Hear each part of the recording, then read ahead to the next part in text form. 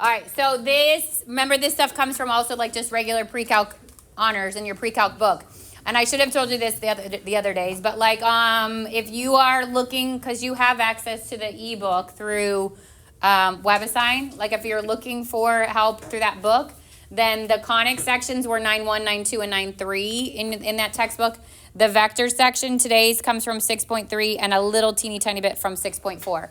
So if you're looking for extra practice or you just like to use the textbook, whatever, if you're a textbook junkie, that's where these sections come from. So first of all, what is a vector? A vector is something that has direction and length, okay? A vector looks like this. It has two endpoints and an arrow going in one direction. That arrow points towards the terminal point. So this would be my initial point, this would be my terminal point, and that's because of that arrow. The arrow points towards where it stops. These can, have positive change, like if you look at the change in x and change in y, it gives you like a slope. It can be rising as you go to the right, or that arrow could be pointing back the other direction. What's important is that you identify which one is the initial and which one is the terminal. 1, if you're drawing it, that's where your arrow goes. 2, we're going to use this to find something called component form and magnitude. There's 2 different ways to name a vector. One is with the endpoints. So if it starts with P and ends with Q, then it looks almost like a ray, only it has one side of the arrow. So that's ray PQ. You could also call this vector V, and that V will be either bold or italicized, and it's a lowercase letter. So that and you'll see them like interchangeable. Sometimes if it has the endpoints, it'll use the endpoints. Most of the time, it's going to use that lowercase letter. The first thing you're going to find about a vector is its component form, and component form is change in x and change in y. They call this direction, okay? So the first part of your component form is your change in x, and then the second part is your change in y. This will be a number, a comma, a number. So it looks like that. It is not a coordinate point. It is in those brackets instead of the actual parentheses because, again, it is your change in x and your change in y. And the way we find it is we do the second x minus the first x, comma, the second y minus the first y. And where slope doesn't really matter, like if you think about if you're trying to find the slope of a line, it doesn't matter which ones you pick to be the ones or which ones you pick to be the twos because you put one over the other. So the signs will always like autocorrect. This matters. It has to be initial. Initial has to come second. So it has to be terminal minus initial, terminal minus initial. The second equation you have to know is the magnitude, which is the same thing as the length of your vector. And hopefully this looks familiar because this is the distance formula. So if you are given an initial point and a terminal point, the length of it is literally just the distance between those two. If you are given your vector in component form, so it's in these little brackets, it's the change of x, comma, the change in y, then you can use this as a shortcut. Square root of a squared plus b squared. There's no quiz tomorrow. What? Yeah, no. The order doesn't matter there because you're going to square it. Okay, so example 1 says find the component form and the magnitude of vector v, given the initial point is negative 1, 5, and the terminal point is 15, 12. So to find component form, which would literally, you would just see it as v, right? What's the v? It would say v equals, that means what's the component form? And it goes in the brackets. It's the second x, so 15 minus the first, 15 minus a negative 1, comma, the second y minus the first y, 12 minus 5. And I'd end up with 16, 7. That's the component form. They're brackets, but they are not parentheses. Is that what you mean? Yeah, so it means when I say those like 16, 7 in those brackets, that does not mean it's a coordinate point. That means its change of x is 16, change of y is 17. A 7, yeah, sorry, 7. Okay, then you're going to find the magnitude. So you have 2 choices. 1, start from the beginning and do the distance formula, okay?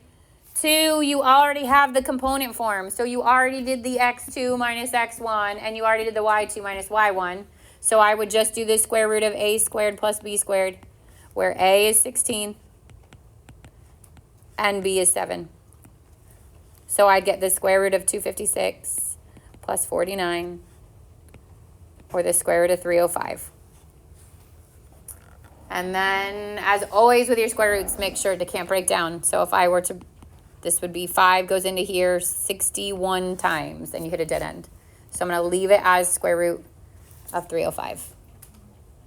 Now to show that that's the magnitude, you'll see this like double absolute value bars. That means magnitude. It was on the last slide, but that means magnitude. So double lines, magnitude, just the name, means component form.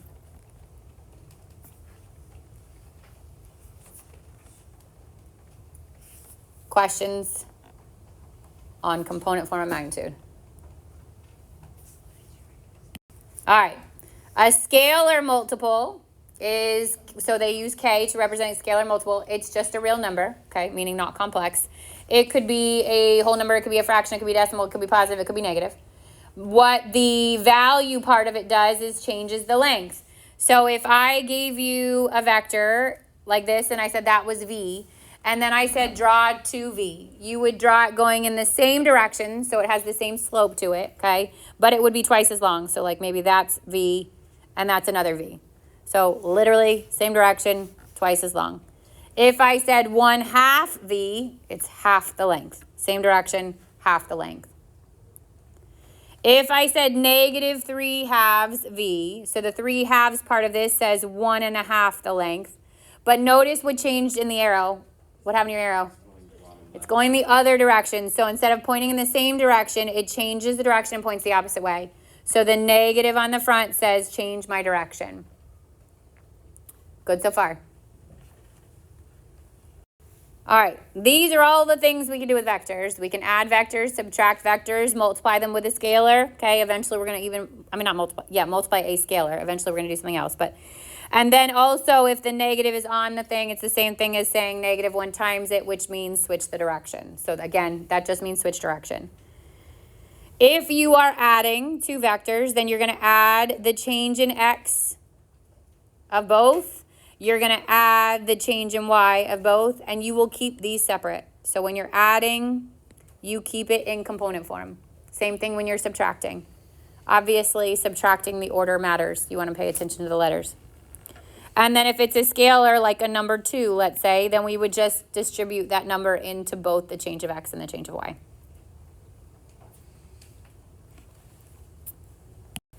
All right. No.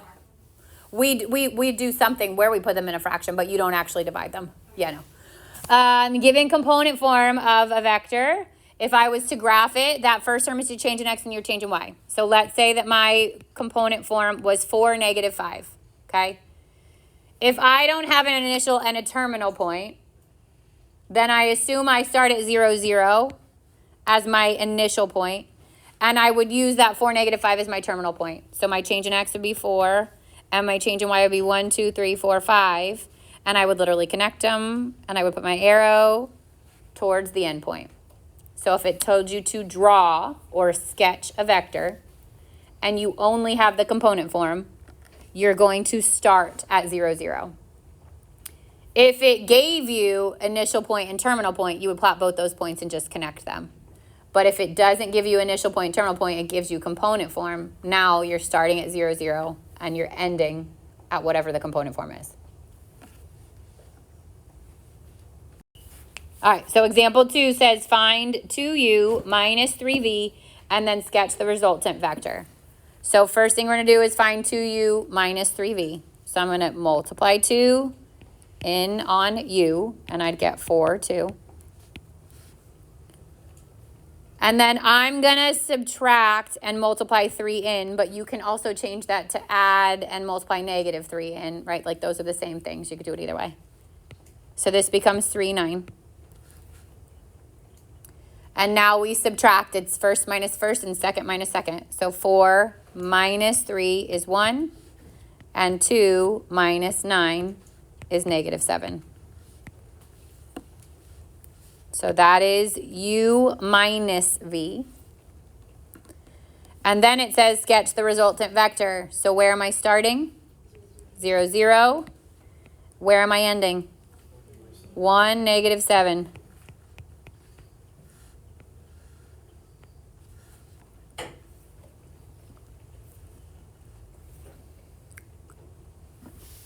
Still good? Yeah. The arrow comes before the dot? The arrow, yes. So it's like array in that it has an arrow, but it has to come before the dot because we measure it. So it has to have an endpoint. The arrow just tells you what direction. And they all start at 0, 0? Unless they give you an initial and a terminal. Like if I told you initial was 1, 2 and terminal is 5, 6, then you would plot 1, 2 and 5, 6 and you would draw them. But if it's just the component form where you don't have initial terminal, then you always start at 0, 0. All right, now we're going to actually sketch based on a graph. So in these scenarios, you don't know what the component form of U and V is. You only have a drawing of U and V, and you will have to do this on your test, okay? So if I wanted to do for U, what am I going to do? I'm going to take U in the same direction it's already going in, but I'm going to make it 4 times its length. So if this is 1 U, then I'm going to approximate this is like another U. This would be 3 U. This would be 4 U. So it doesn't have to be perfect. I'm not going to like take out a ruler and measure it, okay? But it should be about the length of 4 of those segments. I thought the arrow was supposed to be before the end. It just has to be somewhere before the end. Because on U, it's at the end. Yeah, they don't have a dot. It's the same thing. Yeah. So then that was for U. Well, you made that pink, okay? Now C, I'm going to jump to C and then I'll go back up to B. C is negative 3V. So what happens there? Goes the other direction. So I start at 0, 0, but I go the other direction 3 lengths of V. 2, 3. So this would be negative 3V. Other direction, which means I need an arrow somewhere on there pointing towards the bottom. So for the graph, it's just about magnitude and direction? Where you're going? Yep. And the initial, like, negative, how many, If it's the negative, you don't count it. It goes away from it. Yep.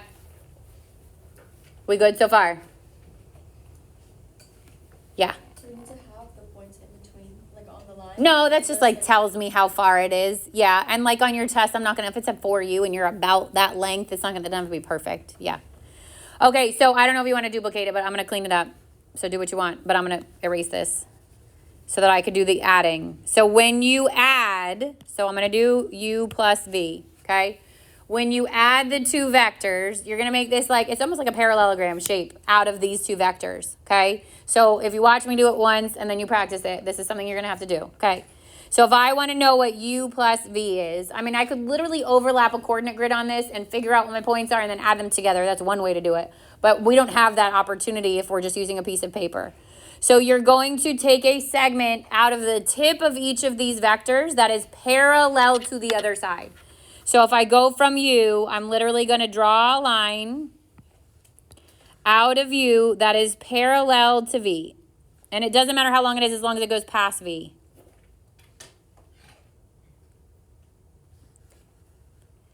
Then I'm going to do the same thing out of V. I'm going to start at V, I'm going to come out of V, and I'm going to make it parallel to U. And then where those segments cross is the end point of your resultant vector. Let me group this.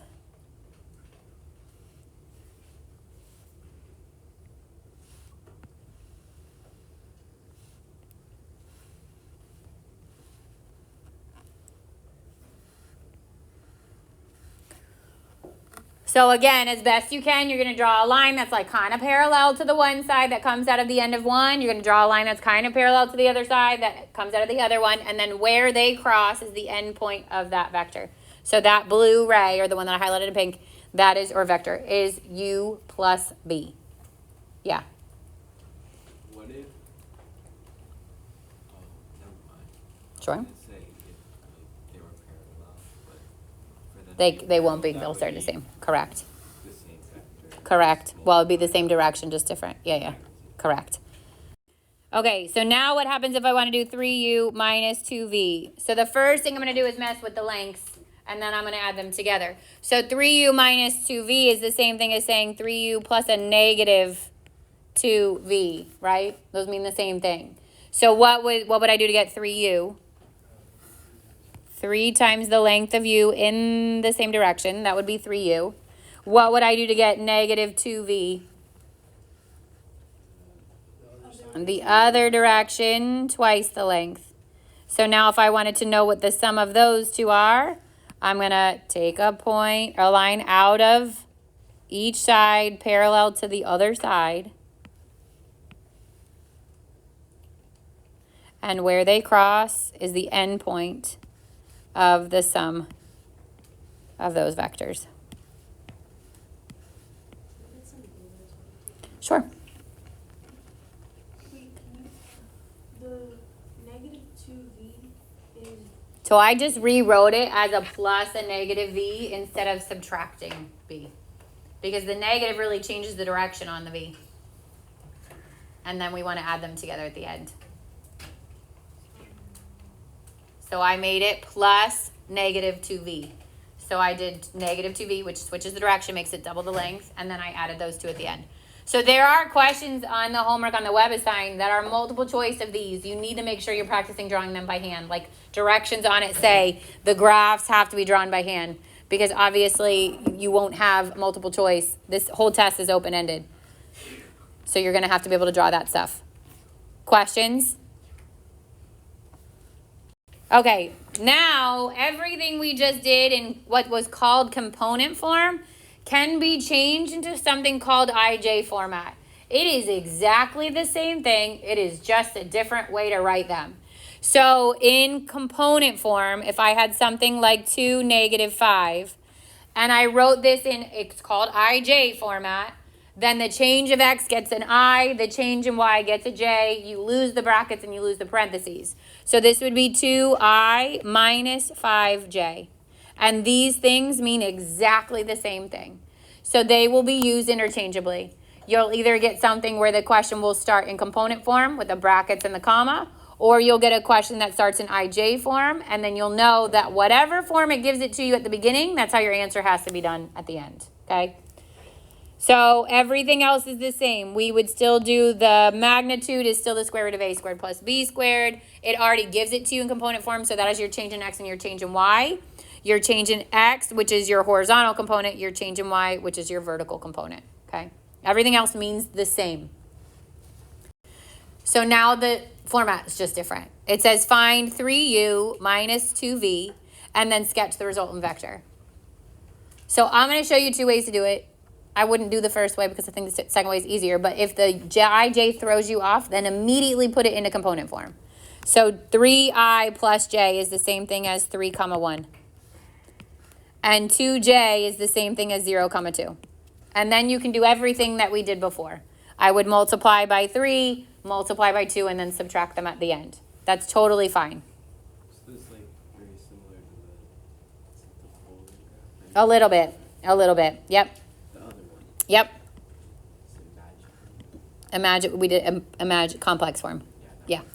All right, or literally treat them as though they're variables and go back to your Algebra 1 skills. I would multiply this times 3 and then subtract 2 times this. So it would be 3 times 3i plus j minus 2 times 2j. So I just substituted in the u and the v. Then I would distribute the 3, so I'd get 9i plus 3j. Distribute the 2, negative 4j. And then combine your like terms, 9i minus j. So I would recommend not putting it into regular component form and then, because you have to put it back again at the end anyways. So even if you had made that 3, 1 and 0, 2, and then you combine them together at the end, the answer has to be given back the format that it was asked, which means your answer for an IJ question has to be in IJ format. Now it says sketch the resultant vector. So how do I draw this? Good. 0, 0, 2. Where do I end? 9, 1. Or 9, negative 1. 1, 2, 3, 4, 5, 6, 7, 8, 9. Negative 1.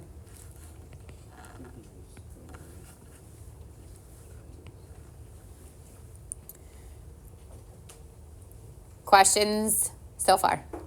Yeah. Will it always be from 0, 0, or will it change? Unless it gives it to you as initial and terminal. Then you would do literally plot initial, plot terminal. But if it gives it to you in component form or IJ form, it's always 0, 0 to where you end. Yep. Questions? So are we gonna be like rotating these things? Nope. This is absolutely no relation. I don't know if that... All right, next two things I would say get a little bit confusing because their wording is very similar, so pay close attention to it. This is called unit vector in the same direction.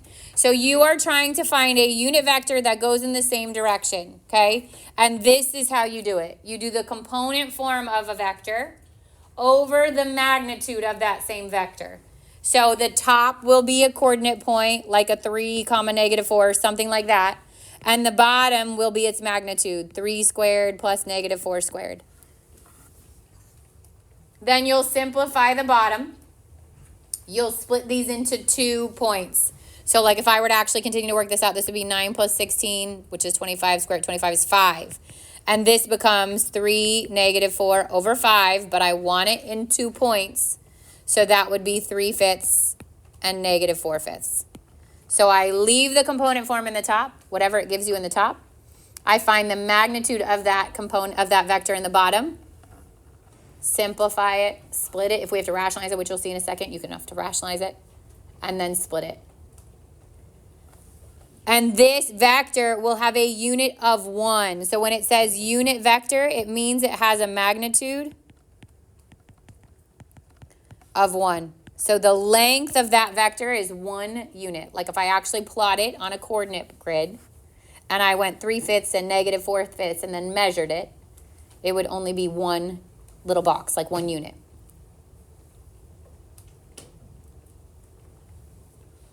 So you're about to see something that's a little bit different. This one is a unit vector in the same direction. The next one is in the same direction, but not a unit vector. So unit is important because that means it's got a length of 1.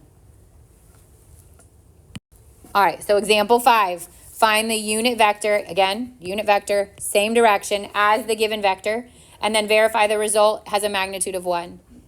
So I do u over the magnitude of u. I already know u. U is 1 -3. Then I put it over the magnitude of u. So square root of 1 squared plus -3 squared. And that becomes 1 plus 9, and this becomes square root 10. So now I get 1, oh, that's a really sloppy, 1 comma -3. Still just on the top, sorry. 1 -3 over square root 10. Now I want to split it, and then I got to rationalize it. So I split it. It becomes 1 over root 10, comma -3 over root 10. And then I rationalize it. So it becomes root 10 over 10 and -3 root 10 over 10. And that is your unit vector in the same direction as your original vector. So if I had plotted 1 -3 and then I plotted root 10 over 10 and -3 root 10 over 10, they would have the same direction. So the same kind of slope, okay? The difference is that this one will be longer, like 1 -3 will be longer than what I just found because what I just found will only have a vector, a unit of 1. Now it says verify the result has a magnitude of 1. So if I actually wanted to find the magnitude of this guy, I'd have to do square root of a squared plus b squared. And that's just to check it. Yeah, you would just be doing, so I would do square root. And I would go back to before I rationalize it. So I would do square root of 1 over root 10 squared plus -3 over root 10 squared.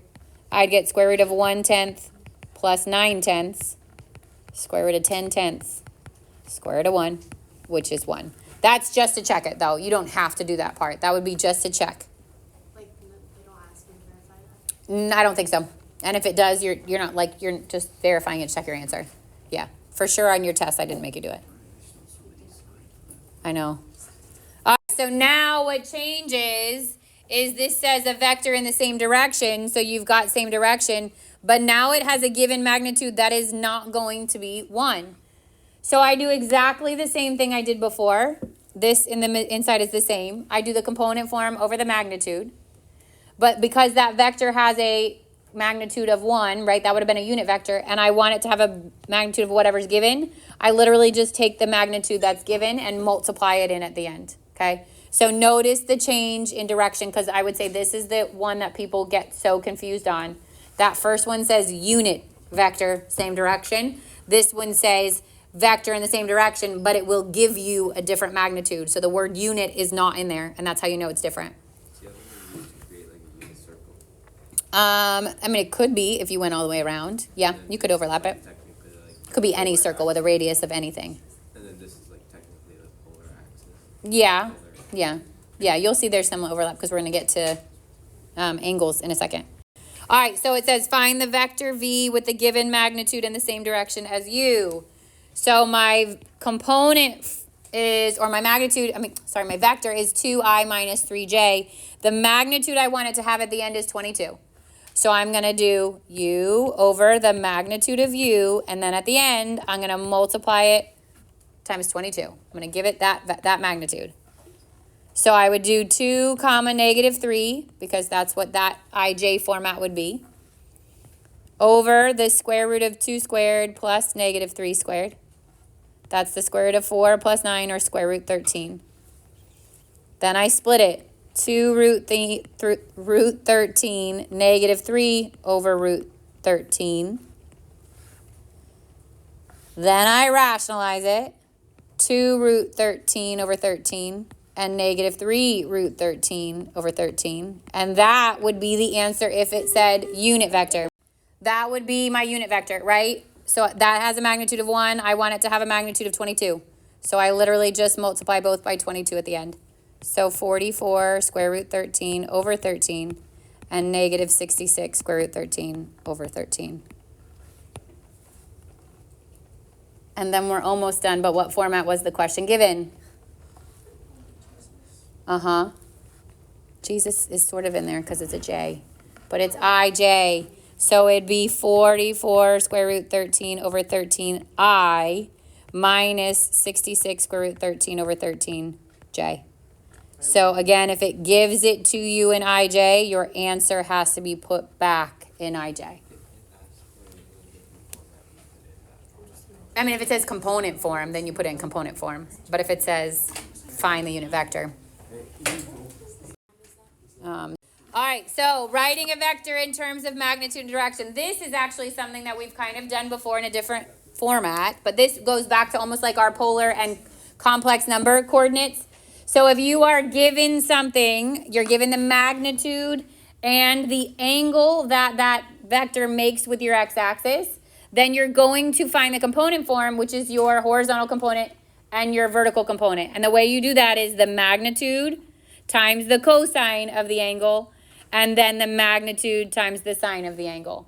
This is the only question you will see in degrees. Like on the test, I'm going to give it to you in radians, but on the example, it is in degrees. Okay, remember AP test is all radians. Okay, but no, because it will be a unit circle angle.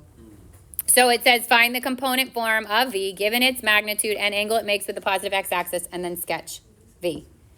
So we just said to find the component form when you're given the magnitude and the angle, you do the magnitude times the cosine of theta, and the magnitude times the sine of theta. So what's the magnitude of V? 2 root 3. And the cosine theta this time is 45 degrees. And then magnitude again, 2 root 3.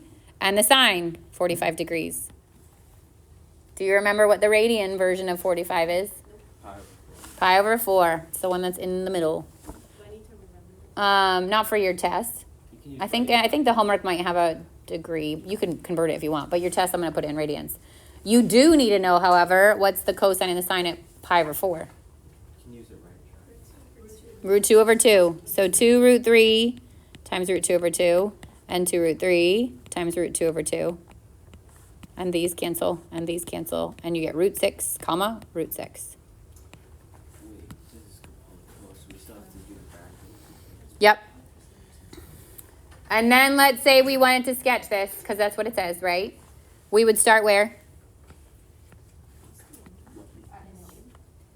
At the origin 0, 0. What is root 6 approximately?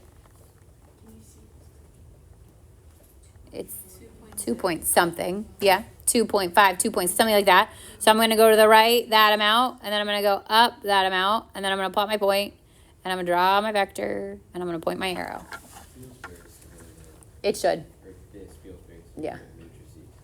Oh, that's next. All right, so then where does that end up? Look where it ends up. What does that look like? What angle does that look like? 45 degrees. Okay, so it should be about the same location as your original angle. Oh, we have to draw it. Yeah, it said sketch it. All right, second to last thing is the dot product, okay? Yep. So the dot product is how we multiply vectors. You can't multiply vectors, okay? Because it's like in coordinate point form, right? You can't multiply coordinate points. So the way you multiply a vector is it's called a dot product. You multiply the first term in each, then you multiply the second term in each, and then at the end you add them together. So it would be first times first plus second times second. Your answer to a dot product is a single number. It is not in component form. So your answer is a single number or a scalar because it's just a regular number. Yeah. All right, so this one should be easy. Find the dot product of 6, 1 and negative 2, 3. I multiply 6 times negative 2. And I add it to 1 times 3. And I get negative 12 plus 3, which is negative 9. Because you add dot product, you multiply, and add. Multiply the first in each, multiply the second in each, and then add them together at the end. All right, this one says you've got 3 vectors. U is negative 5, 6. V is negative 3, 4. And W is 1, negative 2. It wants you to find the indicated quantity and then state whether the result is a vector or a scalar. So go piece by piece. Like what would you normally do on any kind of question, order of operations, and it says 3W times V times U. You're going to go inside the parentheses first, and inside the parentheses, what are you going to do? 3 times W. So you could actually do either one. You could do 3 times W, or you could do the dot product of W and V and then multiply it times 3. I would say gut usually tells you go with the 3W first. So I'm going there. So 3W says take 3 and distribute it into W. And I'd get 3, negative 6. Now that is dot V, which means multiply that times vector V. So 3, negative 6, and negative 3, 4. And I do the dot product. So first times first, 3 times negative 3 is negative 9, plus second times second, negative 6 times 4, negative 24. And I get negative 33. And then that is this whole parentheses. So at the end, I multiply that times U. And how do I do that? Good. Distribute negative 33 into both terms of U. What does it mean by vector? I'll tell you in a second. So this is negative 165 and negative 198. Wait, No, positive 165. Sorry, thank you. And negative 198. Is it asking about this or is it asking? It's asking the result. So state whether the result is a vector or a scalar. So look at your result. A vector would be in component form, right, with a comma between, and a scalar is what? Just a number. Just a single number. So what is this? Vector. It's a vector. But you scaled it. We did, but it wants the result. State whether the result is a vector or the scalar. So the very last answer. What did it say? All right, last thing. So I'm so sorry. I will tell you I didn't put this on your test because you need a calculator for it, but it is on your homework and you might see it again, and it should make sense when we see it. But your test is like no calculator, so I wasn't going to do it just for one question. This is the angle between 2 vectors. So if you had to draw 2 vectors and you wanted to find the angle between them, obviously you could draw them out and use a protractor, and you could measure it. But let's say you don't have your handy dandy protractor. You use this formula, which is the dot product of the 2 vectors over the magnitude of each being multiplied together. So the product of the magnitudes. And that will give you the cosine of theta. So the very last thing you're going to do is cosine negative 1, that whole thing. U dot V over magnitude of U times magnitude of V. So the last thing you do, you will type in your calculator, cosine negative 1. All right, so this says find the angle between the given vectors. So U is 2i plus 5j, and V is 3i minus j. This time I would put it in a component form. So I would do 2, 5, and 3, negative 1. And then I'm going to cosine negative 1, U dot V. So 2 times 3 plus 5 times negative 1 or 6 minus 5, which is 1, that's my numerator, dot product of the two, over the magnitude of u, so the magnitude of u is the square root of 4 plus 25 square root 29. Do we know? How'd you get radians? How'd you- The dot product of the two. So 2 times 3 plus 5 times negative 1. First times first plus second times second. I got 1.5. You're in different mode. Now, oh, sorry, go. Good. Okay, then the magnitude of v, which would be the square root of 3 squared plus 1 squared, square root of 9 plus 1 square root of 10. Wait, we're supposed to be in degrees. So I'm pretty sure Web of Science says degrees, but it should tell you, like if I was to do this on a test or whatever, I would tell you to be in degrees. Then it's 86. Yeah. So now I'm doing that whole thing in the calculator. Second cosine, and I'm gonna put my calculator in degrees because I think that's what Web of Science has to do. The magnitude, you do square root of a squared plus b squared. So second cosine, 1 divided by, either group them together under 1 square root or put your parentheses, but you have to make sure you group them here and here if you separate it out. And theta is 86.63 degrees. If you actually drew these out, like 2, 5, 2, 1, 2, 3, 4, 5, that would be u. And 3, 1, 2, 3, negative 1, that would be would be v. That angle between them looks like it's almost a right angle, which is consistent with what you found, that 86.63. Yep. So on Web of Science it says radians. Mode radians. And that answer, 1.51. In radians. That's right. It was just in degree. And I picked a question that says radians. I forgot.